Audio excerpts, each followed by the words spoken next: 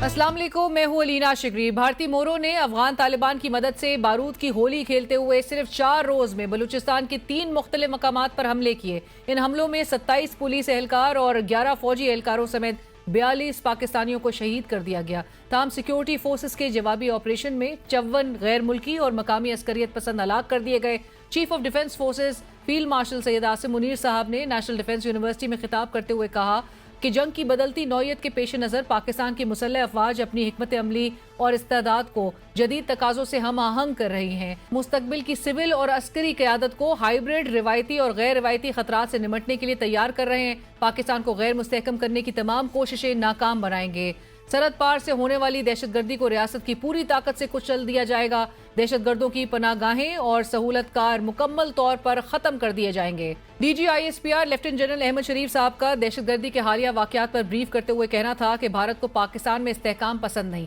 दहशतगर्द हमारे बच्चों, पुलिस वालों और मासूम शहरियों को निशाना बनाते हैं और हम उनसे रैशनैलिटी के साथ बात करें। ये करवा रहा है हिंदुस्तान, ये करवा रहा है वो कुव्वतें, वो एनिमी कुव्वतें हिंदुस्तान के साथ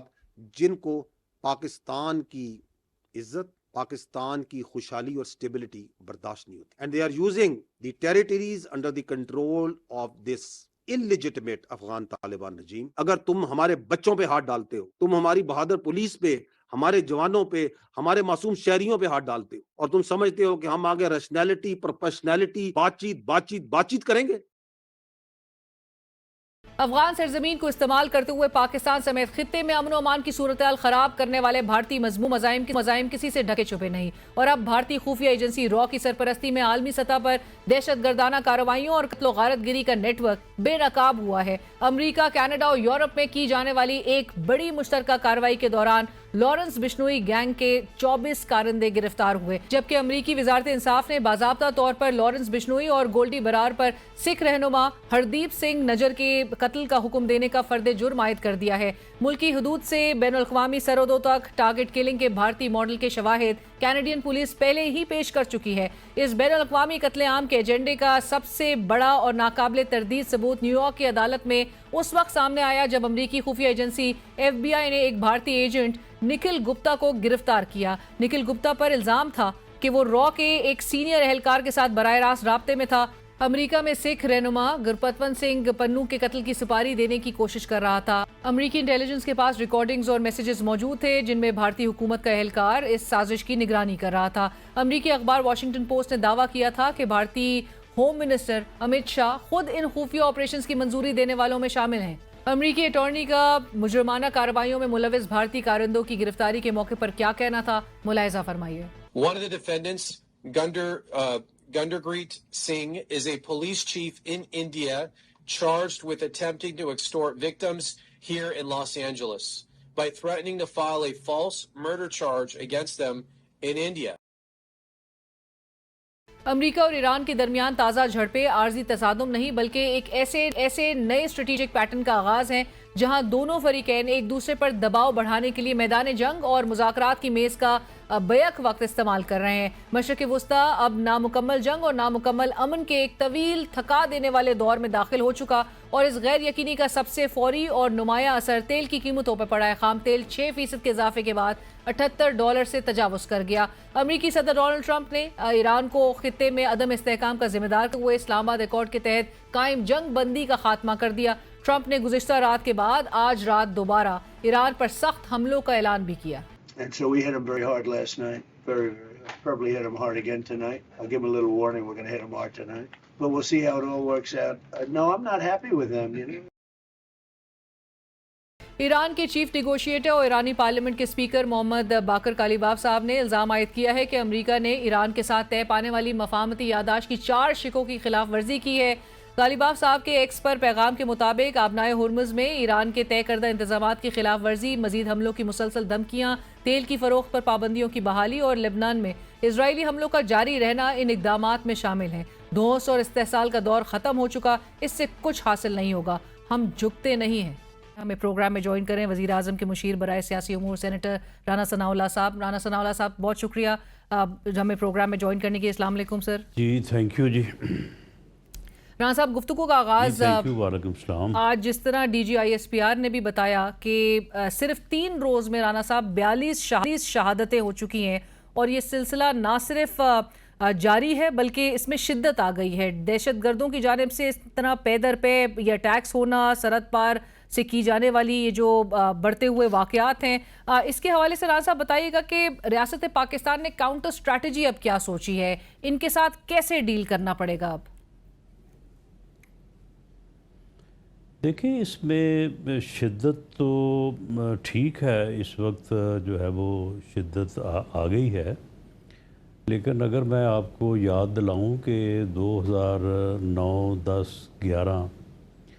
اس وقت بھی صورتحال یہ تھی کہ کوئی دن نہیں ایسا گزرتا تھا جس دن جو ہے وہ کہیں نہ کہیں جو ہے وہ خود کش دھماکہ نہیں ہوتا تھا. اور ایسے واقعات بھی ہوئے کہ جو ہے وہ ہم نے ایک ہی واقعے میں جو ہے وہ 100، 150 جو ہے وہ شہداء کے جو ہے وہ ہم نے جنازے جو ہیں وہ اٹھائے. لاہور میں ایک مارکیٹ پہ حملہ ہوا تھا اور اس میں کوئی تقریباً 150 کے قریب، جس میں زیادہ تعداد عورتوں اور بچوں کی تھی، وہ ایک مارکیٹ پہ جو ہے وہ خود کش حملہ ہوا تھا.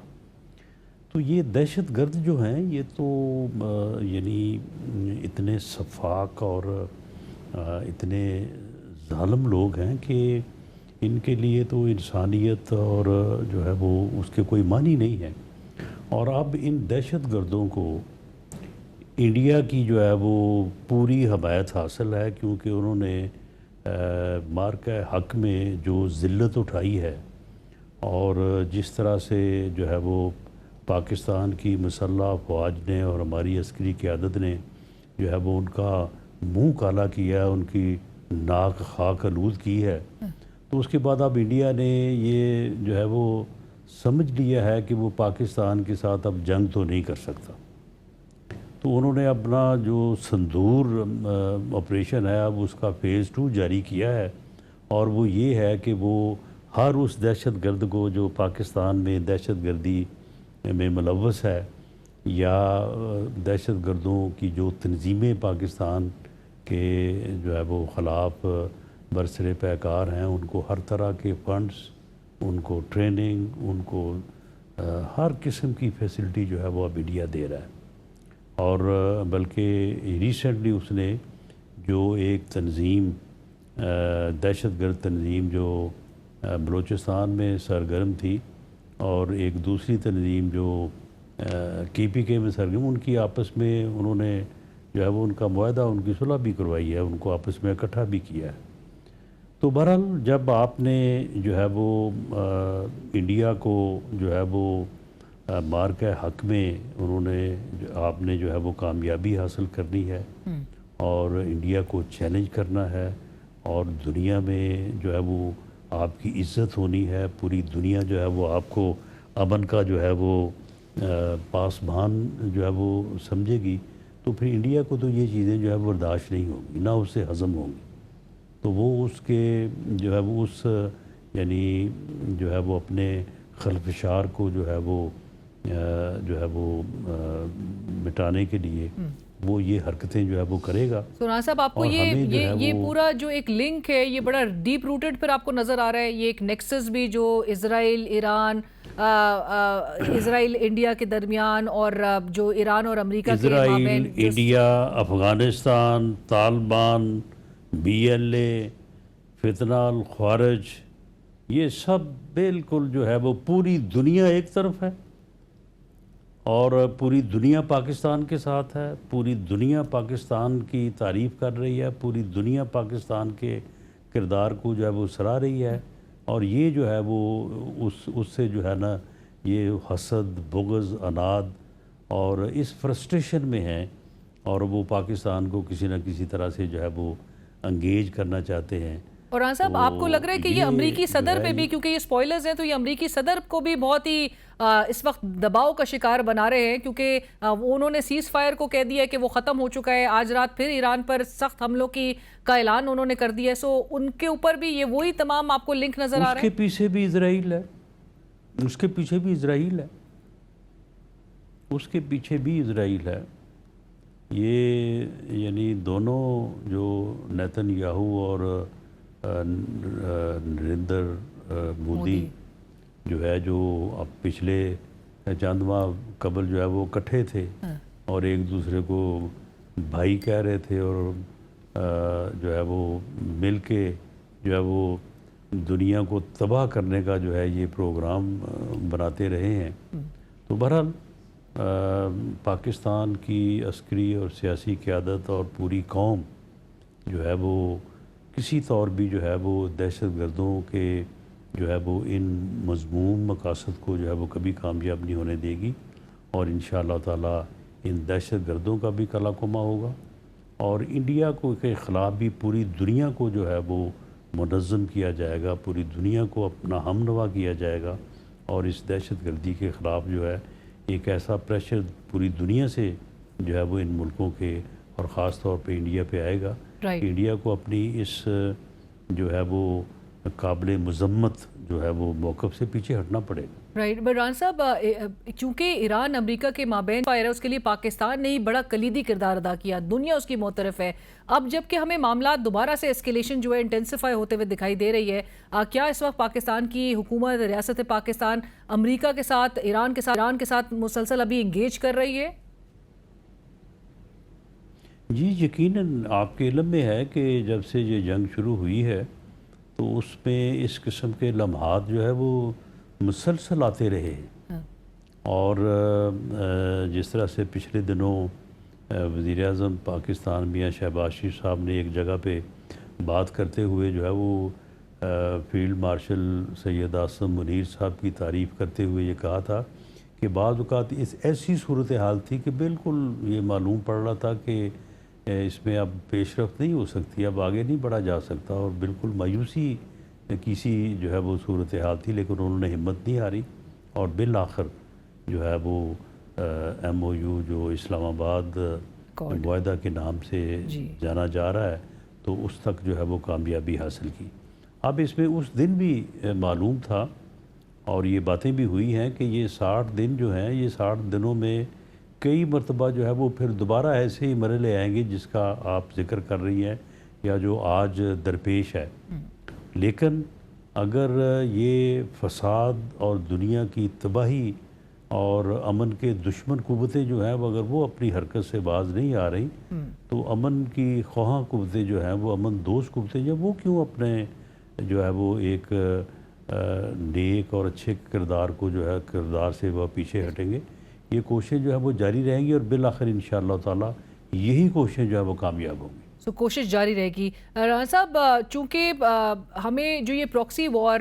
بلوچستان میں، خیبر پختونخوا میں، پھر ریاست پاکستان نے جس طرح ہمیں بتایا کہ یہ اس کی مینیفیسٹیشن ہم آزاد کشمیر میں بھی دیکھ رہے ہیں، اور آپ نے ہی ہمارے گزشتہ پروگرام میں کہا تھا کہ وہاں پر بھی جو عناصر ہے جن کے پیچھے بھارتی ہی سرپرستی حاصل ہے، اس کے ساتھ بھی پھر مارکہ حق ہی سے کے تحت جو ہے وہ نمٹا جائے گا.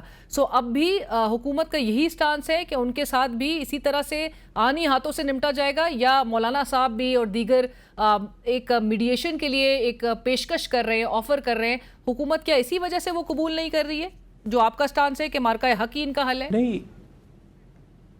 نہیں دیکھیں، اس میں ایک دو چیزیں ہیں کہ حکومت نے جب حضرت مولانا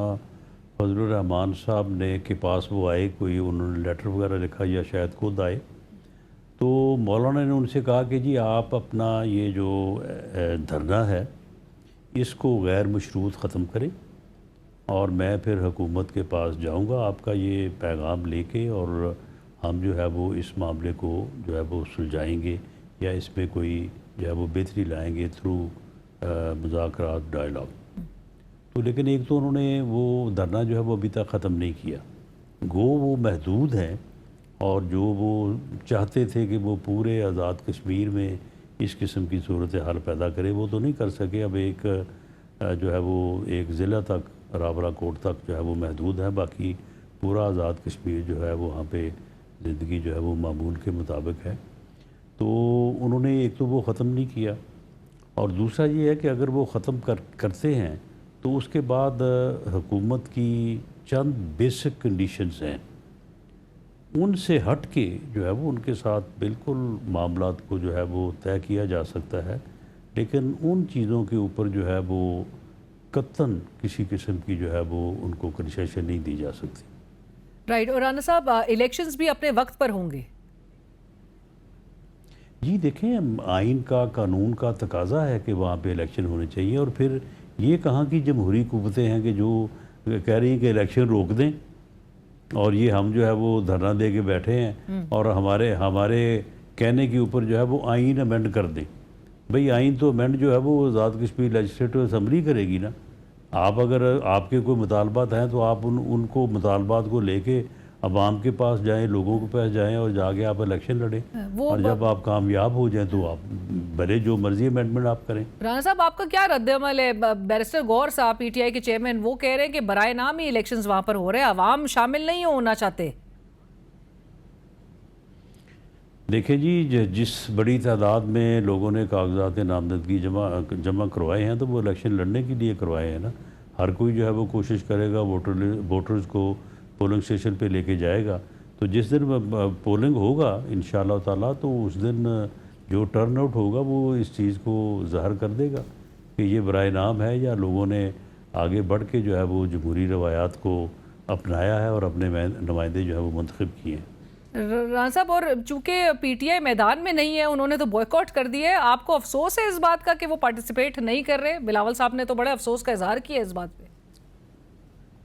جی دیکھیں، افسوس کا اظہار اس پہ ہے کہ پی ٹی آئی جو ہے وہ ایک پولیٹیکل پارٹیز کے طور پہ کام کرنے کو تیار ہی نہیں ہے،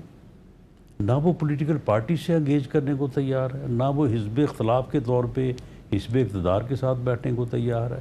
نہ وہ لیڈر آف دی اپوزیشن ہوتے ہوئے لیڈر آف دی ہاؤس وزیر اعظم کے ساتھ وہ بیٹھنے کو تیار ہے۔ یعنی معاملہ یہ ہے کہ اگر انہوں نے وہی 9 مئی کی تیاری ہی رکھنی ہے تو پھر جو ہے وہ پھر وہ مت گلا کریں اس چیز کا کہ جی ہمیں فلاں چیز سے روکا جا رہا ہے یا فلاں چیز سے روکا جا رہا ہے۔ اگر وہ ایک پولیٹیکل پارٹی کا کردار اپنائیں، وہ سیاست کریں، سیاسی طور پہ جو ہے وہ معاملات کو ہینڈل کریں، معاملات کو ڈیل کریں، آگے بڑھائیں، تو پھر تو ان کے ساتھ جو ہے وہ پولیٹیکلی جو ہے وہ ان کو انگیج کیا جا سکتا ہے، ان کے ساتھ آگے بڑھا جا سکتا ہے۔ رانا صاحب، غور صاحب کہہ رہے ہیں کہ بہت ہو گیا ہے، ہینڈ شیک سے آگے معاملات کو بڑھنا چاہیے اب مذاکرات کے لیے۔ نہیں تو وہ بتائیں نا، فرمائیں نا کہ کس دن انہوں نے مذاکرات کرنے ہیں، آئیں بتائیں، بیٹھیں۔ رائٹ، رانا صاحب اب ذرا یہ بھی اس پہ کامنٹ کریے گا، آپ کی کیا رائے جو خیبر پختونخوا اسمبلی میں بلز جس طرح سے منظور ہوئے ہیں، گو کہ آج وزیر اعلیٰ سہیل آفریدی صاحب نے اسپیکر صاحب کو وہاں کے کہہ دیا ہے کہ یہ جو کنٹروورشل شکیں ہیں، کلوزز ہیں، ان کو وڈرا کیا جائے، عوامی ایک پریشر بھی ہے۔ سو اس حوالے سے سینٹر کی اس وقت کیا ٹیک ہے؟ ایسی جو قانون سازی ہے اسپیشلی ایک ایسے صوبے میں جو دہشت گردی کی اس وقت لپیٹ میں ہو، وہاں پر ایک لہر نظر آ رہی ہو، اس طرح سے اراکین پارلیمنٹ کے پریویلیجز اور پرکس میں اضافہ وہ ہونا چاہیے تھا؟ بہرحال یہ ایک دوہرے اسٹینڈرڈ کو جو ہے وہ یہ چیز جو ہے وہ ریفلیکٹ کرتی ہے۔ ایسا بالکل نہیں ہونا چاہیے، اور اس سے جو ہے وہ عوام کو بھی یہ چیز جو ہے وہ سمجھ آتی ہے کہ یہ شور تو کسی اور چیز کا مچاتے ہیں، اور پھر جب موقع ملتا ہے تو پھر وہ معاملات جو ہیں وہ ادروائز ان کو جو ہے وہ لے کے چلتے ہیں۔ تو بہرحال یہ بدقسمتی ہے، اور اس سے نہ صرف ایسا کرنے والی جماعت یا ایسا کرنے والے لوگ جو ہے وہ بدنام ہوتے ہیں، بلکہ اس سے جمہوریت کو بھی نقصان پہنچتا ہے، اور امید کی جانی چاہیے کہ اس قسم کی لیجسلیشن کو جو ہے یہ واپس لیں گے۔ فرحان صاحب، اس میں چونکہ یہ بھی بتایا جاتا ہے نون لیگ اور جو پیپلز پارٹی کے اراکین ہیں ان کی رضامندی بہرحال شامل ہے، اور جو دیگر اسمبلیز میں جس طرح سے پرکس اور پریویلیجز انجوائے کیے جاتے ہیں، تو پی ٹی آئی کا بھی ایک سٹانس یہ بھی سامنے آتا ہے کہ پھر ادھر کیا برائی ہے اس صوبے میں کہ اراکین کو اس طرح کی مراحت ملنے میں؟ نہیں تو ان کے جو پرکس اینڈ پریویلیج ہیں وہ دوسرے صوبوں کے مطابق ہی ہیں۔ جب دوسرے صوبوں میں اضافہ ہوا ہے تو وہاں پہ بھی اضافہ ہوا ہے، اور دوسرا یہ ہے کہ وقت کا جو ہے وہ انتخاب کرنا چاہیے نا۔ کوئی ضروری تو نہیں تھا کہ اس کرائسس کے دور میں، اور خاص طور پہ فائنینشلی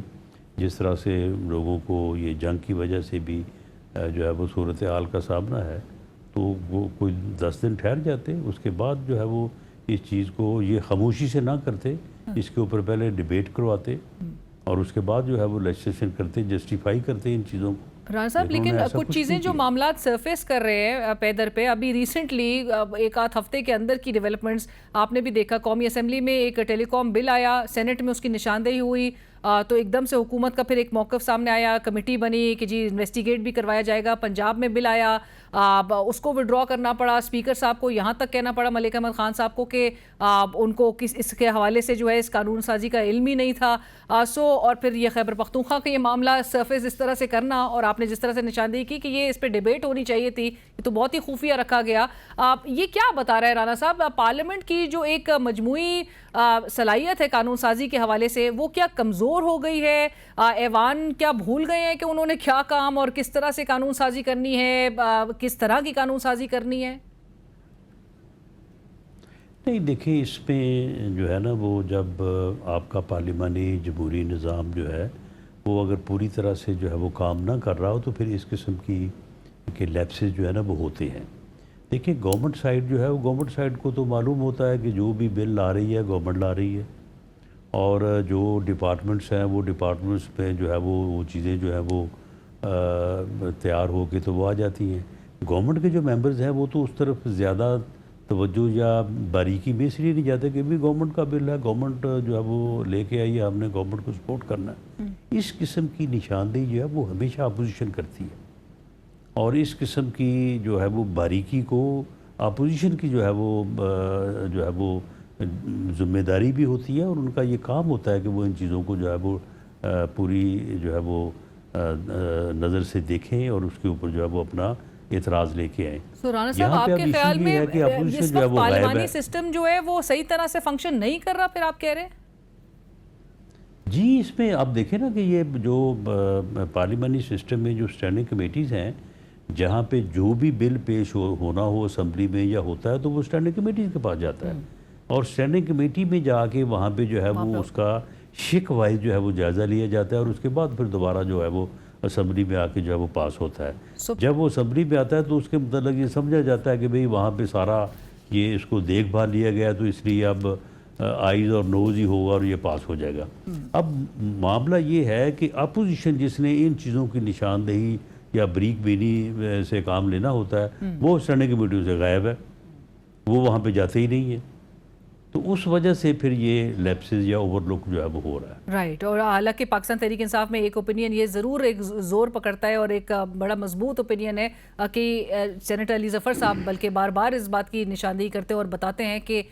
کوئی سپیس خالی نہیں چھوڑنا چاہیے، پارٹیسپیشن ہر فورم پہ جو ہے پوری ہونی چاہیے۔ پر رانا صاحب جاتے جاتے آخری سوال، بڑی اس ملک میں اور وفاقی دارالحکومت میں اسپیشلی رانا صاحب چیمگوئیاں ہو رہی ہیں، سرگوشیاں ہو رہی ہیں، اور خبروں کی بنیاد پر یہ بات میں آپ کے سامنے بھی رکھ رہی ہوں کہ کہا جا رہا ہے کہ جو 1 پیج ہے وہ خراب ہو رہا ہے، حکومت اور جو اسٹیبلشمنٹ ہے اس کے درمیان جو معاملات ہیں اب وہ اس طرح سے نہیں رہے، اور بہت بڑے بڑے عہدوں میں کچھ ریپلیسمنٹس کی باتیں ہو رہی ہیں۔ آپ اس کی تردید کرنا چاہیں گے یا تصدیق کرنا چاہیں گے؟ یہ خام خیالی ہے، اور جب کوئی اور بات کرنے کو نہیں ملتی تو پھر اس قسم کی جو ہے وہ افواہیں اڑائی جاتی ہیں، ان کے اوپر پہ تبصرے کیے جاتے ہیں۔ صاحب ملک کے سینئر ترین صحافی جو ہے وہ کالمز لکھ رہے ہیں کہ جو حکومت ہے اس کا مشکل وقت شروع ہو چکا ہے 1 جولائی سے۔ وہ کالم لکھتے ہوئے بھی ان کالموں میں بھی یہ لکھ رہے ہیں کہ ہمارے پاس کوئی انفارمیشن نہیں ہے، کوئی ایویڈنس نہیں ہے، ہم صرف ذائقہ تبدیل کرنے کے لیے جو ہے نا یہ ساری باتیں جو ہے وہ کر رہے ہیں۔ تو حکومت کو کوئی خوف نہیں ہے اس وقت؟ جی بالکل ایسا نہیں ہے۔ اس وقت پاکستان کی عسکری اور سیاسی قیادت جو ہے وہ ملک کی خدمت میں پوری طرح سے جو ہے وہ مل کے جو ہے وہ چل رہی ہے، اور اسی لیے جو ہے وہ آپ کو جو ہے وہ مارکہ حق سے لے کے جو ہے یہ memorandum of agreement of Islamabad तक जो है वो आपको कामयाबियाँ मिली हैं। नजर आ रही हैं। बहुत शुक्रिया राना साहब, thank you so much for your time sir. बहुत शुक्रिया। प्रोग्राम में जॉइंट सेनेटर राना सनाउल्लाह साहब, वज़ीर आज़म के मुशीर, इस वक्त हमसे गुफ्तगू कर रहे थे और उन्होंने कहा ये लोगों की खाम ख्याली ज़रूर हो सकती है क्योंकि सिविल और मिलिट्री जो लीडरशिप है उसकी मुश्तरका एफर्ट से ही नज़र आ रहा है। मार्का हक से लेकर अब तक जो ईरान और अमेरिका के दरमियान जो मामलात जिस तरह से इतने उलझे हुए थे और उसको सुलझाए गए जिस महारत के साथ, उसमें ये दोनों की जो एक जॉइंट एफर्ट है वो नज़र आ रही है। सो लोगों को ये खाम ख्याली ज़रूर हो सकती है, उनकी ख्वाहिश ज़रूर हो सकती है, लेकिन ऐसा कुछ नहीं हो रहा है। प्रोग्राम में वक्त हुआ एक ब्रेक का, हमारे साथ रहिए।